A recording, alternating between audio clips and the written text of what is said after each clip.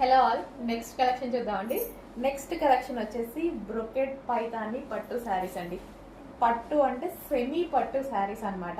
So మనకి ఇవి original పట్టు వచ్చేసి 30,000 25,000 ఉన్నాయి కదా, చాలా కాస్ట్లీగా ఉన్నాయి. సో అందులో మనకి సెమీ పట్టులో వచ్చాయన్నమాట. చాలా సూపర్గా, చాలా గ్రాండ్ లుక్ ఇచ్చేటువంటి ఐటమ్.